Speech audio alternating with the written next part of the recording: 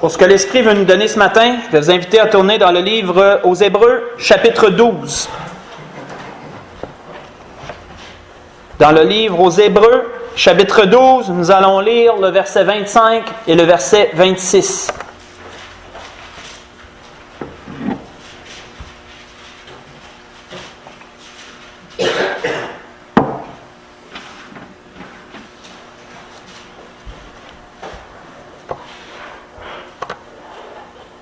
Encore un grand message que l'Esprit veut nous donner ce matin.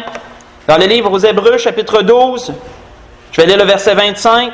« Gardez-vous de refuser d'entendre celui qui parle, car si ceux qui refusèrent d'entendre celui qui publiait des oracles sur la terre n'ont pas échappé, combien moins échapperons-nous si nous nous détournons de celui qui parle du haut des cieux, celui dont la voix ébranla alors la terre, et qui maintenant a fait cette promesse, une fois encore, j'ébranlerai non seulement la terre, mais aussi le ciel. » Je vais arrêter là. Nous voyons, frères et sœurs, que depuis le début de la parole de Dieu, depuis le premier livre de la Genèse jusqu'au dernier livre, jusqu'à la dernière page de l'Apocalypse, ce que Dieu a toujours voulu manifester au travers de sa grande parole et de son évangile parfait, c'était qu'il désire parler à l'homme qu'il a créé, aux êtres humains qu'il a fait. Sommes-nous dans la peine? Dieu veut consoler. Sommes-nous abattus? Dieu veut relever. Sommes-nous dans la colère? Dieu veut nous donner la paix et nous calmer. Sommes-nous dans la misère? Dieu veut nous donner l'abondance. Sommes-nous ignorants? Dieu veut nous donner la sagesse et l'intelligence, l'enseignement. Sommes-nous dans les ténèbres? Dieu veut mettre tout en lumière.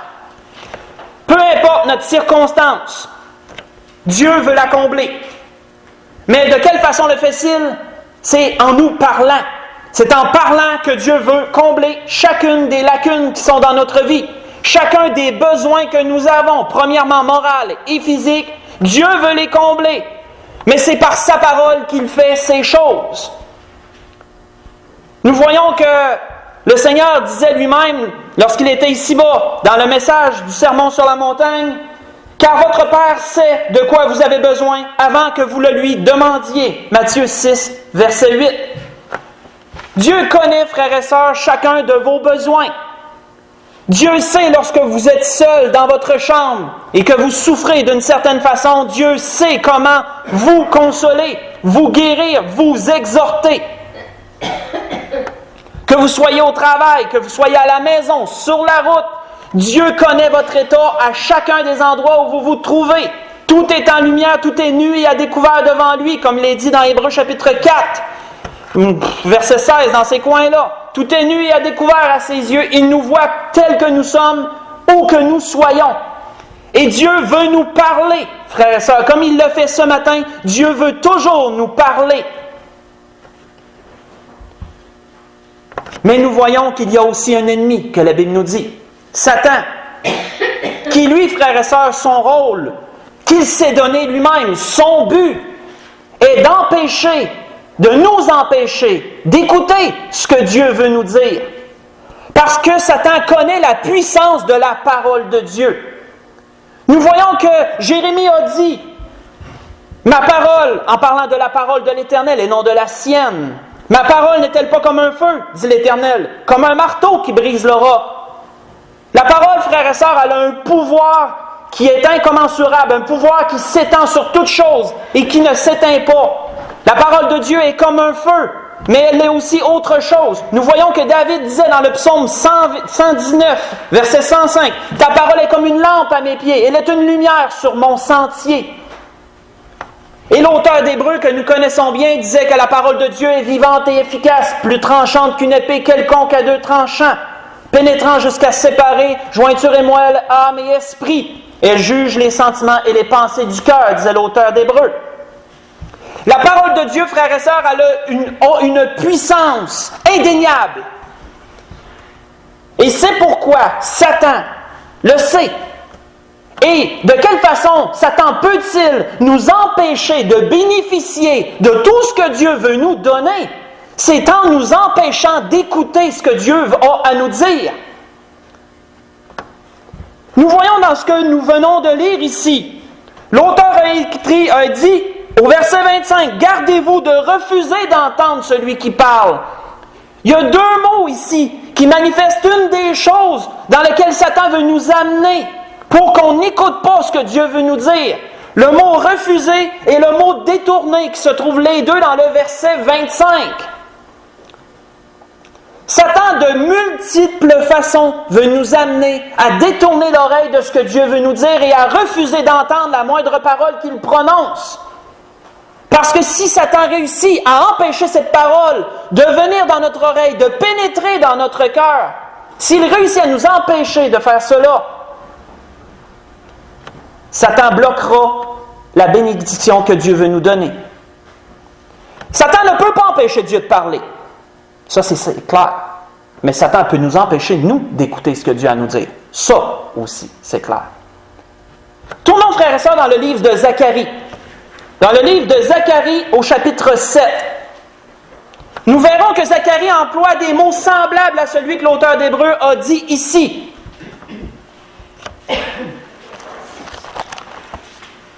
Dans le livre de Zacharie, au chapitre 7, nous allons lire à partir du verset 11 au verset 13.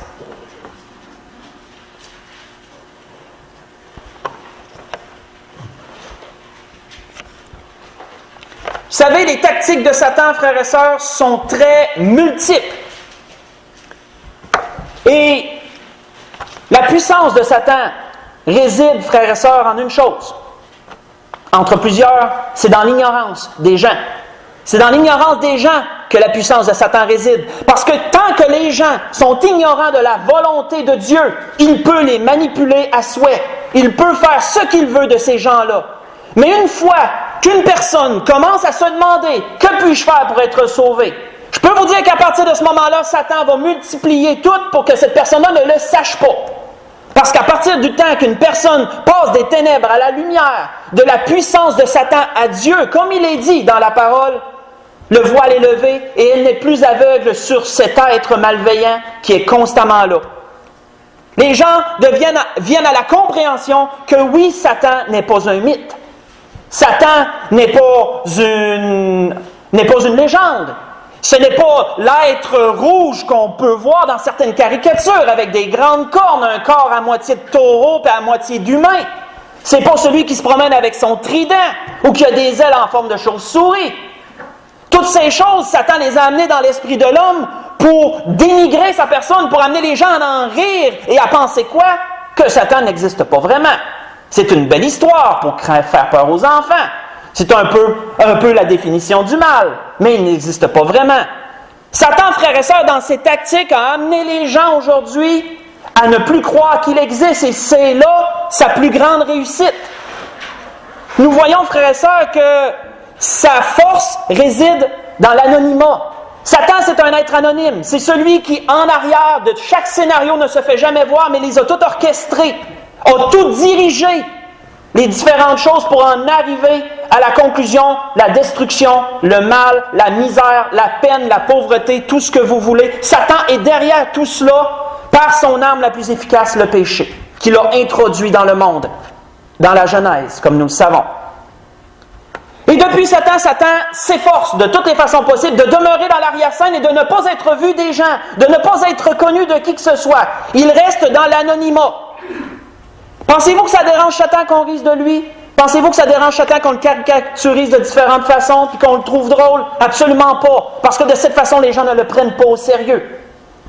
Les seuls endroits de nos jours où nous entendons parler encore de Satan en tant qu'un être propre, qui a un esprit à lui, qui est malveillant, méchant et qui désire la perte de chaque être humain depuis la création, c'est dans les églises de Dieu. Dans l'Église catholique, ils n'en parlent plus. Ils en ont peut-être déjà parlé, mais ils n'en parlent plus. Et dans bien d'autres philosophies, oubliez ça. Que ce soit bouddhiste, taoïste ou whatever, n'en entendrez pas parler de Satan. Mais dans les églises du Seigneur, nous en entendons encore parler parce qu'il est bien réel, il est bien là. Et son travail, c'est d'empêcher les gens d'entendre ce que Dieu a à leur dire. Les perdus, de peur qu'ils ne soient sauvés. Ceux qui sont égarés, de peur qu'ils reviennent. Ceux qui sont sauvés, les empêcher d'entendre ce que Dieu veut leur dire en amenant différents états, en dirigeant différentes tactiques que l'Esprit veut nous donner ce matin. L'Esprit veut nous mettre en éveil sur ces choses. Gardons-nous, frères et sœurs, et ça va revenir souvent, de refuser d'entendre celui qui parle. Je ne parle pas de moi, je parle de l'Esprit de Dieu qui parle ce matin encore, comme il peut vous parler dans vos lectures quotidiennes. Durant la semaine, peu importe ce que vous faites, Dieu peut nous parler de différentes façons. Gardons-nous bien de refuser d'entendre celui qui parle. Et de voir comment Satan veut nous empêcher aussi d'écouter ce que Dieu veut nous dire. C'est très important. Nous voyons dans le livre de Zacharie, chapitre 7, verset 11. « Mais ils refusèrent d'être attentifs en parlant du peuple juif à ce moment-là, dans l'état que Satan les avait amenés. Mais ils refusèrent d'être attentifs. Ils eurent l'épaule rebelle. Ils endurcirent leurs oreilles pour ne pas entendre. Ils rendirent leur cœur dur comme le diamant, pour ne pas écouter la loi et les paroles que l'Éternel des armées leur adressait par son esprit, par les premiers prophètes. Ainsi l'Éternel des armées s'enflamma d'une grande colère. Quand ils appelaient, ils n'ont pas écouté. Aussi n'ai-je pas écouté quand ils ont appelé, dit l'Éternel des armées. » Nous voyons, frères et sœurs, que l'une des tactiques du malin, c'est d'amener les gens à se complaire dans ce qui déplaît à Dieu. Si Satan peut éloigner une personne des voies droites et saintes de Dieu, d'amener un enfant de Dieu dans un péché quelconque qu'il pratiquerait, qu'il voudrait conserver, d'amener cet enfant à se plaire dans cela, que son cœur, que Satan endurcisse par le péché son cœur tranquillement et qu'il en vienne à un point qu'il refusera d'entendre celui qui parle, qu'il détournera l'oreille lorsque Dieu voudra s'adresser à lui. Lorsque Satan réussit à amener quelqu'un dans cet état-là, il a réussi son œuvre. Il a fait ce qu'il avait à dessein. Nous voyons qu'Ésaïe nous dit « Car j'ai appelé, et vous n'avez point répondu. » Parlant de l'Éternel toujours. « J'ai parlé, et vous n'avez point écouté. Mais vous avez fait ce qui est mal à mes yeux. Vous avez choisi ce qui me déplaît. » disait Ésaïe dans le chapitre 65 au verset 12. C'est l'une des plus grandes tactiques du malin, frères et sœurs, d'essayer d'introduire le péché dans notre vie, d'amener une condition qui déplaît à Dieu dans notre vie, quelque condition que ce soit, et de l'établir de façon permanente, pour que tranquillement le cœur s'endurcisse comme un diamant, et que la parole de Dieu ne puisse plus pénétrer, au point même que la personne va se détourner. C'est un peu ce que l'auteur d'Hébreux avertissait dans ce que nous avons lu dans l'introduction. Quelqu'un qui demeure près du Seigneur, qui s'efforce dans chaque jour de demeurer dans la prière, la lecture et la méditation, ne détournera pas l'oreille de celui qui parle. Au contraire, il va dire, pareil comme il avait été dit à Samuel par Élie, son enseignant, « Parle, ton serviteur écoute. » C'est ainsi que l'enfant de Dieu va agir s'il demeure près de Dieu. Mais si Satan réussit à introduire un petit quelque chose et à le faire germer, grandir, il endurcira le cœur et ainsi la personne un jour se détournera même et ne voudra même plus entendre ce que Dieu veut lui dire. Elle fuira les endroits où Dieu pourrait lui parler. Elle fuira les gens que Dieu enverra pour l'avertir. C'est la tactique la plus dévastatrice du malin. Et elle est très efficace. Très efficace.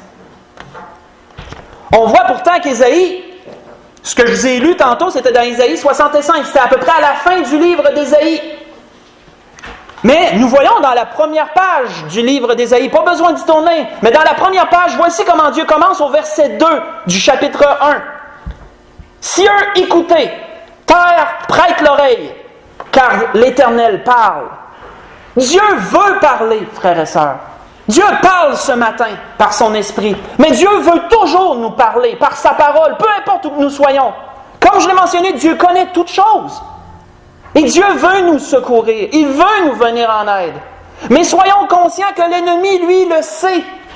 Et l'ennemi ne veut pas qu'on écoute ce que Dieu veut nous dire. Il veut nous détourner de toutes les façons possibles de ce que Dieu veut nous dire. Il ne peut pas empêcher Dieu de parler, mais il peut nous empêcher d'écouter ce que Dieu veut nous dire. On voit d'ailleurs que dans leur cas à eux, dans cette première tactique que nous voyons du malin qui est la plus grande, la plus dévastatrice d'entre toutes, on voit qu'il en vient à ce que David disait encore dans le psaume 119 au verset 70, « Leur cœur est devenu insensible comme de la graisse. » Leur cœur est devenu insensible comme de la graisse. Vous savez, dans notre corps, nous avons des nerfs, toutes sortes de nerfs, à toutes sortes d'endroits, et c'est ce qui fait que nous sommes sensibles. Je touche ce pupitre, je le sais, parce que j'ai des nerfs jusqu'au bout des doigts, mais dans la graisse, il n'y a aucun nerf. La graisse n'a aucune sensation. Et c'est pourquoi que David utilise cet exemple. Leur cœur est devenu insensible comme de la graisse. Il n'y a pas de nerfs dans la graisse. C'est un peu l'état dans lequel Satan amène des gens, des personnes sauvées de surcroît, dans ce cas-là. Mais il y a aussi beaucoup d'autres tactiques que le malin utilise. Et l'Esprit veut nous mettre en éveil sur ces choses. Nous en avons vu une. Je vous invite à tourner dans les Actes au chapitre 13 maintenant. Dans le livre des Actes au chapitre 13. Nous nous déplaçons maintenant dans le premier voyage missionnaire que l'apôtre Paul avait entrepris avec Barnabas, son fidèle collègue dans le Seigneur. On voit que le Saint-Esprit les avait mis à part pour l'œuvre à laquelle il les appelait. Il les appelait à aller vers les païens. Alors ils sont donc partis évangéliser les contrées païennes, commençant par les synagogues et ensuite ils parlaient aux gens qu'ils voyaient dans les rues, les gens qu'ils croisaient.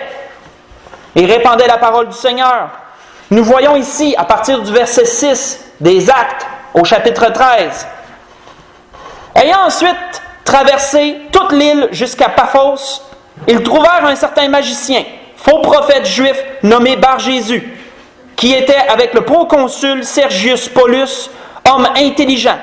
Et ce dernier fit appeler Barnabas et Saul et manifesta le désir d'entendre la parole de Dieu.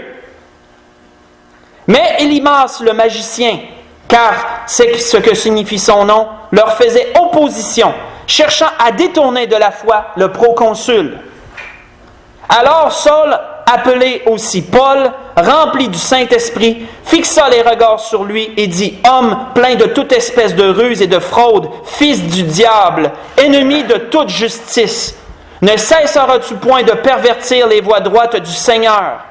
Maintenant voici, la main du Seigneur est sur toi, tu seras aveugle, et pour un temps tu ne verras pas le soleil. » Aussitôt l'obscurité et les ténèbres tombèrent sur lui, et il cherchait en tâtonnant des personnes pour le guider. Alors le proconsul, voyant ce qui était arrivé, crut, étant frappé de la doctrine du Seigneur. Nous allons arrêter là. Nous voyons ici, frères et sœurs, que dès que cet homme intelligent qui nous est dit, qui a manifesté le désir d'entendre la parole de Dieu, homme haut placé dans la hiérarchie des Romains, dans leur armée, proconsul qu'il était, a manifesté le désir d'entendre la parole de Dieu. Et dès ce moment-là, nous voyons que Satan s'est chargé d'essayer de le distraire, d'écouter celui qui parlait. En l'occurrence, l'apôtre Paul à ce moment-là. Nous voyons Satan a utilisé cet homme du nom d'Élymas, que l'apôtre Paul a qualifié de fils du diable. Cet homme qui essayait d'opposer toutes sortes de choses à ce que l'apôtre Paul apportait. Il essayait, frères et sœurs, de briser le fil de la communication. Essayait d'empêcher le fil de ce qui s'en venait, parce que l'apôtre Paul voulait témoigner sur Jésus, voulait lui apporter la parole de Dieu. Nous voyons, frères et sœurs, que c'est une autre tactique du malin d'essayer de distraire de toutes sortes de façons celui qui doit écouter celui qui parle. Nous voyons qu'ici, c'est une forme de distraction que Satan amenait au travers de toutes les oppositions que cet homme apportait. Nous voyons que l'apôtre Paul, par l'Esprit, le fait taire totalement. Et les desseins de cet homme ont été, je dirais, le dessein de ce mauvais homme ont été défaits. Les desseins de Satan derrière ont été défaits. Parce que nous voyons que l'Esprit a accompli un grand miracle à ce moment-là. Cet homme est tombé aveugle. Et le proconsul a cru, étant frappé, non seulement des paroles, mais de la puissance de l'Esprit aussi qui s'était manifestée. De bien des façons, frères et sœurs, Satan veut nous distraire d'écouter la parole de Dieu. Nous voyons aussi dans un autre endroit que nous connaissons bien. Je vais vous lire ceci. Comme Jésus était en chemin avec ses disciples, il entra dans un village et une femme nommée Marthe le reçut dans sa maison. Elle avait une sœur nommée Marie qui s'étant assise aux pieds du Seigneur écoutant sa parole. Marthe, occupée à divers soins domestiques, survint et dit, « Seigneur, cela ne te fait-il rien que ma sœur me laisse seule pour servir? Dis-lui donc de m'aider. » Le Seigneur lui répondit, « Marthe, Marthe, tu t'inquiètes et tu t'agites pour beaucoup de choses. Une seule chose est nécessaire. Marie a choisi la bonne part qui ne lui sera point ôtée, disait le Seigneur. » Quelle était cette seule chose qui était nécessaire selon le Seigneur? Écoutez celui qui parle. Le Seigneur ici lui-même parlait. Et Marie a eu le réflexe de s'asseoir et d'écouter ce que le Seigneur disait. Mais Marthe, étant remplie de toutes sortes de distractions, voulant bien faire, on n'enlève pas ça, mais distraite qu'elle était, inquiète de toutes sortes de choses futiles que le Seigneur n'avait jamais demandées, n'écoutait pas celui qui parlait. Et on voit que cela lui a été réprimandé. Le Seigneur l'a réprimandé sur cela. De tellement de façons, frères et sœurs, Satan veut nous distraire d'écouter la parole de Dieu. Si Satan sait que vous avez besoin d'entendre quelque chose, il va amener toutes sortes de distractions. Pourquoi, frères et sœurs, que parfois les enfants, mettons, dans l'assemblée, deviennent très turbulents sans aucune raison? La Bible nous dit que la folie habite au cœur de l'enfant. Satan sait peser sur les bons pitons. Pour aucune raison, un enfant peut tomber agité pendant l'assemblée. Satan va l'y exciter. L'enfant ne le sait pas, lui, mais Satan sait peser sur les pitons.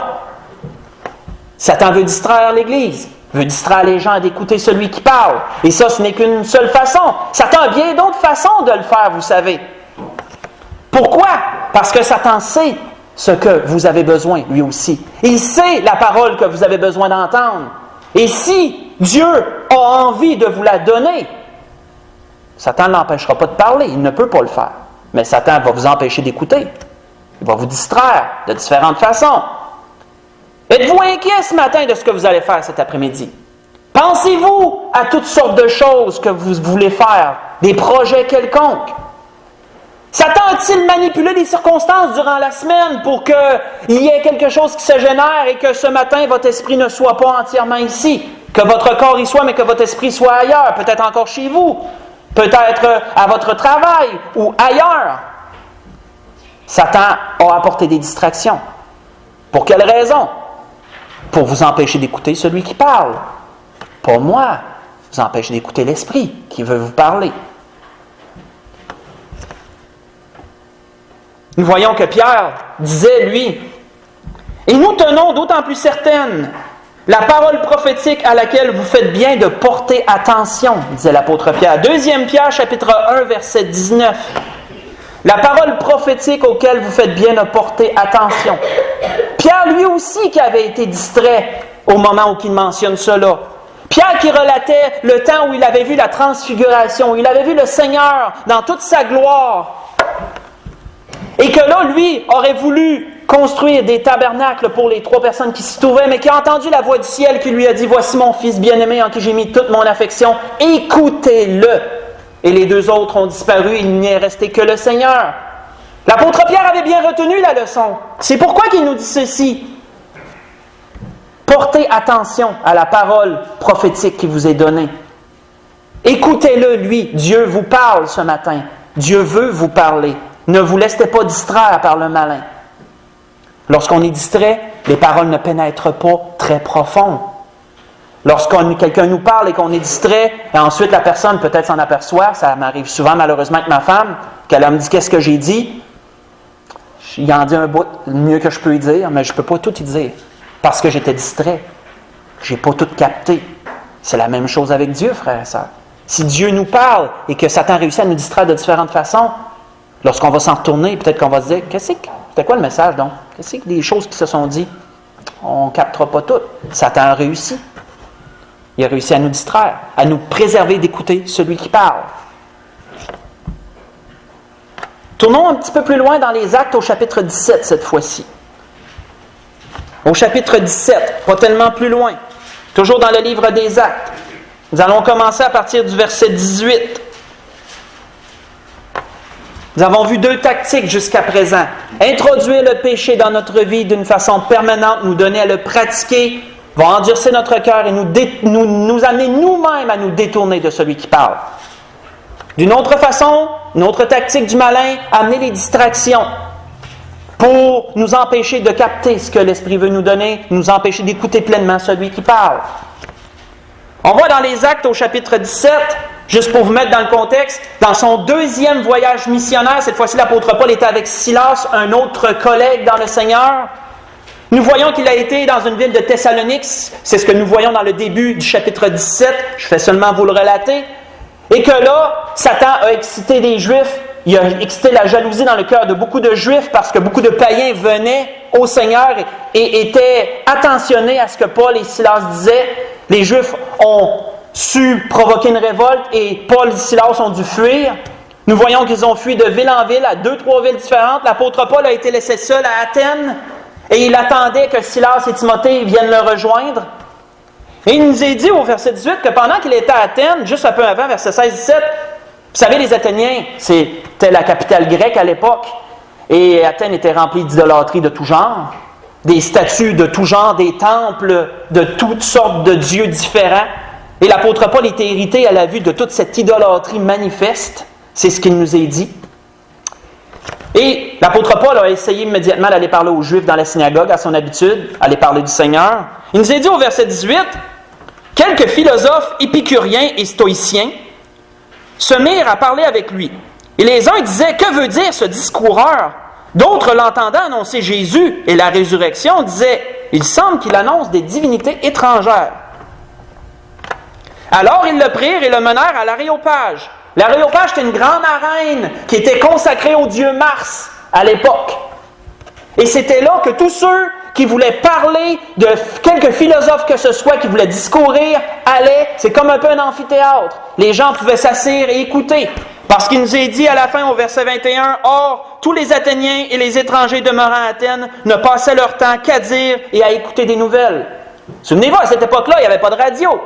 Il n'y avait pas de télévision, il n'y avait pas d'Internet. La seule façon d'entendre les nouvelles, c'était du bouche à oreille. C'était une bonne façon de le faire ici. Et lorsqu'il y avait des nouvelles doctrines, des philosophies quelconques, les gens allaient discourir et tous ceux qui voulaient les entendre allaient dans cet amphithéâtre et allaient les écouter. Ils ont amené l'apôtre Paul là pour qu'il parle de cette nouvelle doctrine qui était la parole du Seigneur. Je ne lirai pas tout ce qui s'est dit dans le chapitre 17. L'apôtre Paul a, de bien des façons, et a manœuvré avec beaucoup de sagesse pour essayer d'amener ces gens idolâtres à la compréhension du Seigneur sans les irriter sur leurs croyances diverses, les qualifiant d'hommes extrêmement religieux. C'est une belle façon détournée d'amener les choses. Mais on voit qu'à la fin, au verset 32, toujours du même chapitre, lorsqu'ils entendirent parler de résurrection des morts, les uns se moquèrent, les autres dirent, « Nous t'entendrons là-dessus une autre fois. » Vous savez, frères et sœurs, une autre tactique que Satan a, et c'est la tactique la plus répandue, je vous dirais, c'est d'amener l'incrédulité dans le cœur des gens. L'incrédulité, selon le dictionnaire, mot qu'on a déjà vu, attitude d'une personne qui se laisse difficilement convaincre. L'attitude d'une personne qui se laisse difficilement convaincre, c'est de l'incrédulité. Un incrédule, c'est quelqu'un qui ne veut pas croire. Il est très difficile à convaincre.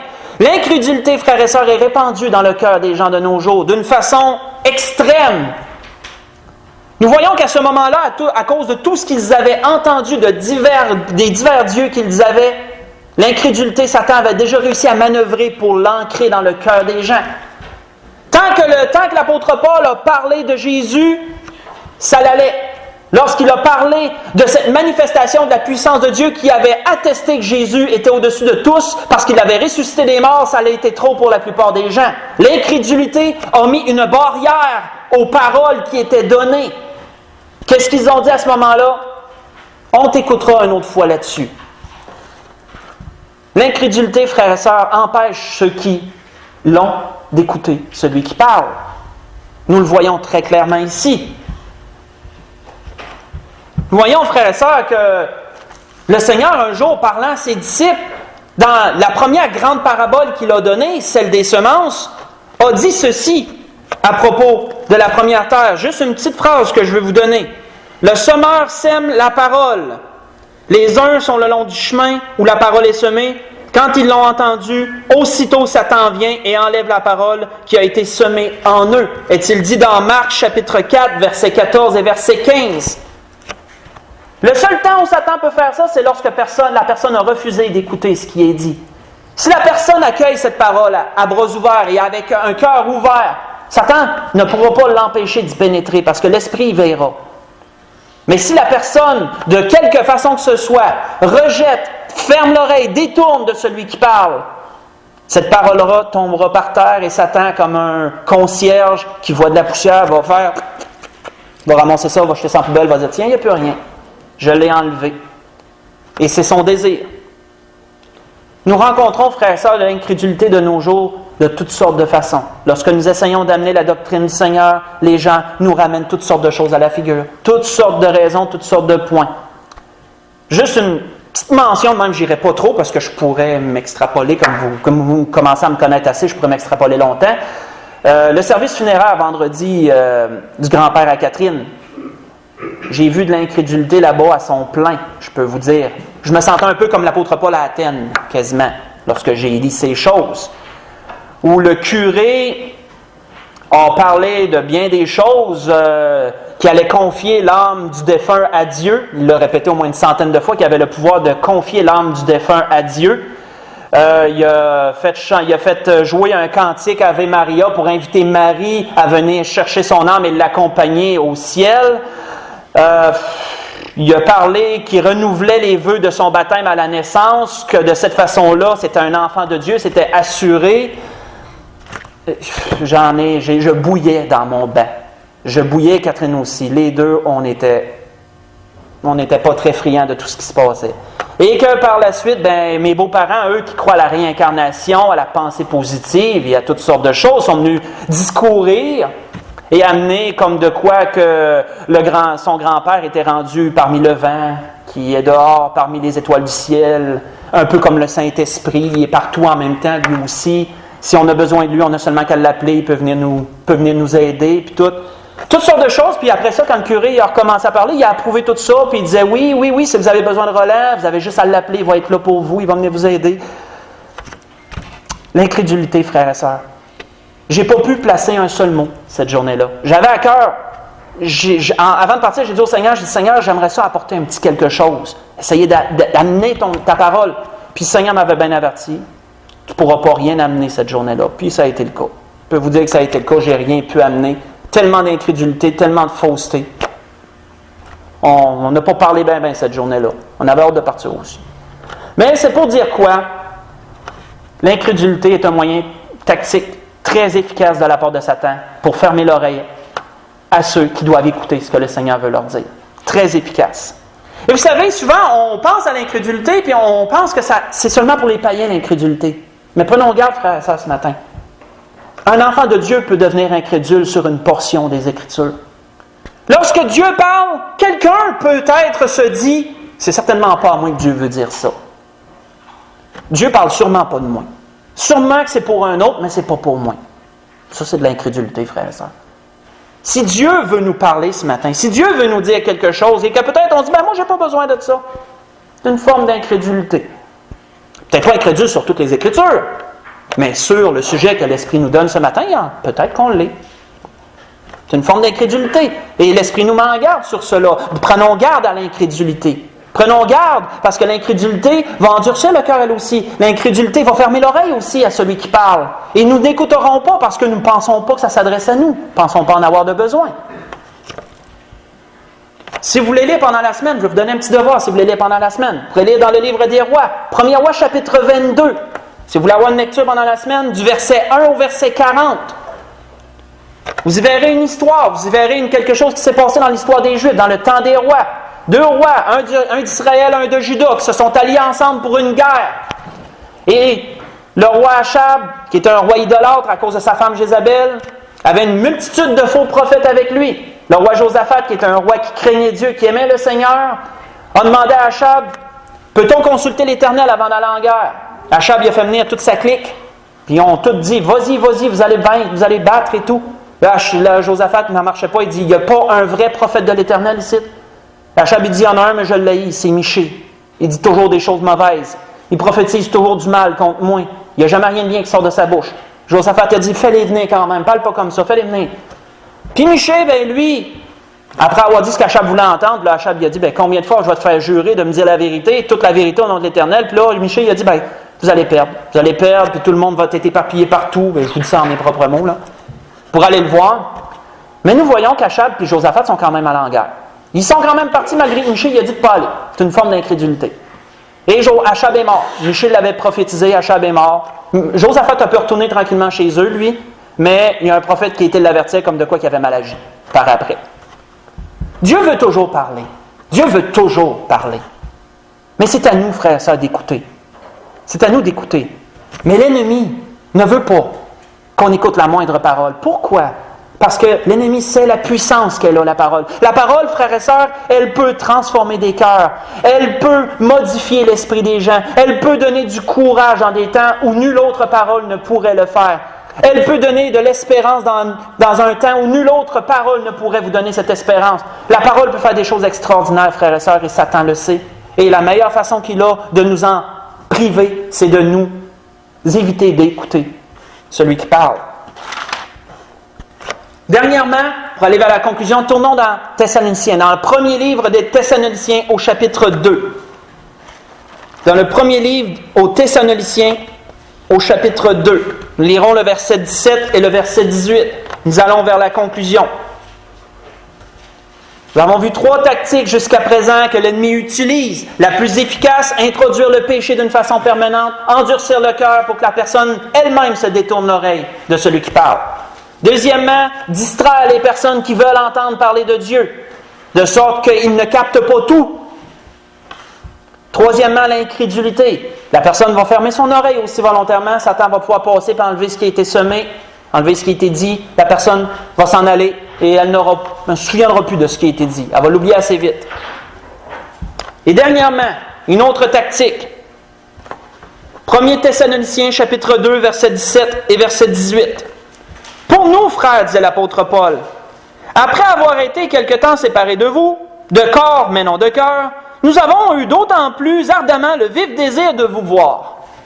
Aussi voulions-nous aller vers vous, du moins moi, Paul, une fois et même 2 fois, mais Satan nous en a empêchés. Lorsque nous faisons des recherches, savez-vous de quelle situation l'apôtre Paul parle? Exactement de celle qu'il a vécue dans l'Acte chapitre 17. Lorsqu'il a parlé aux Thessaloniciens, et que là, Satan a soulevé les Juifs contre lui et qu'il a dû fuir. Alors, l'apôtre Paul aurait voulu revenir, continuer à leur parler. C'est ce qu'il nous dit ici. Si vous faites les références, vous allez vous retrouver exactement dans les Actes chapitre 17. Mais il a été empêché. Pourquoi? Parce que partout où il a été, à partir de Thessalonique, Satan a su soulever les Juifs contre lui, de sorte qu'il ne pouvait plus retourner. Sa vie est en danger, il ne pouvait plus retourner. Comment Satan peut-il empêcher quelqu'un d'écouter? En l'empêchant simplement d'être là. Certainement que les Thessaloniciens auraient eu certainement de besoin de ce que l'apôtre Paul voulait leur dire. Qu'est-ce que Satan va faire? Empêcher les Thessaloniciens de recevoir, empêcher Paul d'y aller. Pensez-vous, frères et sœurs, et j'ai médité là-dessus, puis je me demande pourquoi je n'y ai pas pensé avant. Lorsque l'Esprit donne au pasteur, moi en l'occurrence, la révélation de ce que l'Église a besoin pour, mettons, un matin ou un autre temps, pensez-vous que Satan n'est pas là, lui aussi, puis qu'il ne prend pas note de ce qui est dit? Pensez-vous que Satan ne sait pas ce que l'Esprit donne à l'Église? Satan le sait. Pensez-vous que Satan ne regarde pas par ensuite chacun d'entre vous dans vos besoins divers, puis qu'il ne se dit pas, bon, lui, il aurait besoin d'entendre ça, mais je vais m'arranger pour qu'il ne soit pas là pour l'écouter. Ou lui. Satan, frères et sœurs, de multitudes de façons veut vous empêcher d'écouter celui qui parle. Meilleur moyen que vous ne soyez pas là. Si vous n'êtes pas là, vous ne pouvez pas écouter. Vous n'êtes pas là. De quelle façon Satan peut faire ça? Multitude de façons. On voit ici, l'apôtre Paul le dit clairement, j'aurais voulu aller vous voir, Satan m'en a empêché. Lorsque nous regardons Job chapitre 1, et pas besoin d'y tourner, nous voyons l'étendue de la puissance du malin. Il n'est pas tout puissant, mais il est puissant. On voit que le malin peut manipuler la température. Vous voyez ça dans Job chapitre 1, verset 16, verset 19. Il a fait venir un grand vent, il a fait écrouler une maison sur les enfants de Job. Manipuler le vent, ça fait partie de la température. Satan a une certaine emprise sur la température ici. Pourquoi il y a des grandes tempêtes de neige les mercredis soirs et les dimanches? Cette année, j'en ai connu beaucoup de tempêtes les mercredis soirs. C'est assez exceptionnel. Pourquoi pas des autres jours? Empêcher celui qui parle de se rendre. Empêcher ceux qui ont besoin d'entendre de s'y rendre. On voit, frères et sœurs, que Satan peut aussi manipuler les circonstances, les événements, peut amener des événements fâcheux, de tout genre. Un accident, mettons. Peu importe, autre chose. Une affaire grave dans la famille. Peut-être que vous avez connu des déceptions durant la semaine, puis que là, le dimanche matin, vous êtes bien abattu. Peu importe, le travail, peu importe, Satan peut manipuler les circonstances, vous savez, pour vous empêcher d'être là et d'écouter celui qui parle. Nous voyons que Satan a aussi une certaine emprise sur le corps. Satan peut amener la maladie. Satan peut amener diverses faiblesses, divers petits maux, des petits inconforts. Le dimanche matin, il en arrive souvent de ça. Mercredi aussi. Pourquoi? Pour vous empêcher d'écouter celui qui parle. Parce que vous en avez besoin. Si vous n'auriez pas besoin de ça, Satan ne vous empêcherait pas de l'écouter. Mais parce que vous en avez besoin, Satan va tout faire pour pas que vous ayez écouté ce qui est dit. Parce que si vous n'écoutez pas, vous ne recevez pas. Dieu veut donner, Dieu veut parler, lui. Dans tous ces cas, frères et sœurs, dans toutes les choses qu'on a vues, il y a une chose qui est certaine, et je l'ai dit la semaine passée et je le répète, plus qu'on laisse de terrain à Satan, plus qu'on y laisse de la place, plus que son emprise va s'établir et plus il aura de la facilité, de peu importe de quelle façon qu'il a, de vous empêcher d'écouter ce qui est dit. Plus vous lui laissez du terrain, plus que ça va être facile pour lui. Plus vous luttez par l'esprit, par la prière, plus vous résistez à son influence et à toutes ses attaques diverses, plus qu'il va perdre du terrain. Puis à la longue, il n'y en aura plus d'emprise. Parce que l'esprit va être totalement... L'esprit, lui, va avoir une emprise sur vous. Vous savez, Dieu, c'est pareil. J'en ai parlé hier avec Frère Steve, entre autres. On jasait au téléphone ensemble. J'en ai parlé de ça. À celui à qui on laisse le plus de place, c'est lui qui va avoir l'emprise. Si on laisse plus de place à Dieu, c'est lui qui va avoir l'emprise. Et c'est bon. Parce que Dieu veut notre bonheur. Dieu veut notre bien-être. Dieu veut, dans tous les sens, que nous soyons comblés. Satan, c'est tout le contraire. Lui, il veut notre malheur. Lui, il veut que dans tous les sens, on soit le plus malheureux possible, mais surtout éloigné de Dieu. Pourquoi? Parce qu'on ne l'entendra pas, on ne voudra pas l'écouter si on est éloigné. Et ça, c'est bon pour Satan. Ça garde le contrôle. Comprenons bien ce que l'Esprit donne à l'Église ce matin. On voit, frères et sœurs, que le Seigneur l'avait manifesté clairement. Lorsqu'à un moment donné, l'apôtre Pierre était venu à lui, le Seigneur avait commencé à parler de sa mort prochaine et de sa résurrection. L'apôtre Pierre est venu à lui, il dit « À Dieu ne plaise, Seigneur », même autrement dit, même si Dieu le veut, je m'en fous. Il ne t'arrivera rien, Seigneur. Mais Jésus se retournant dit à Pierre « Arrière de moi, Satan, tu m'es en scandale. Car tes pensées ne sont pas les pensées de Dieu, mais celles des hommes, a-t-il dit dans Matthieu au chapitre 16, verset 21 au verset 23. Pourquoi, frères et sœurs, le Seigneur a été parfait en toutes choses? C'est simplement parce que le Seigneur n'a jamais cédé une once de terrain à Satan. Le Seigneur a toujours écouté son Père qui lui parlait. Et le Seigneur a toujours propagé la parole que le Père lui donnait. Si nous voulons, frères et sœurs, être capables, nous aussi, d'écouter celui qui parle en tout temps, ne cédons pas au malin un seul instant. Peu importe ce qu'il a installé, luttons par la prière, résistons. Opposons une résistance vraie, une résistance ferme, c'est par la foi. Ça a déjà été prêché, ça. La foi, c'est la seule opposition qu'on peut vraiment donner à Satan. C'est la seule opposition. C'est ce que l'Esprit nous dit ce matin, frères et sœurs. Et pour conclure complètement, une parole qu'un jour Moïse a donnée à son peuple, a donnée au peuple de Dieu. Gardez et écoutez toutes ces choses que je t'ordonne, afin que tu sois heureux, toi et tes enfants après toi, et à perpétuité. C'est la grâce que je nous souhaite, frères et sœurs. Dieu veut que nous soyons heureux. Et la façon que nous le saurons, c'est en écoutant ce que Dieu veut nous dire. Pourrons-nous lever pour le dernier cantique?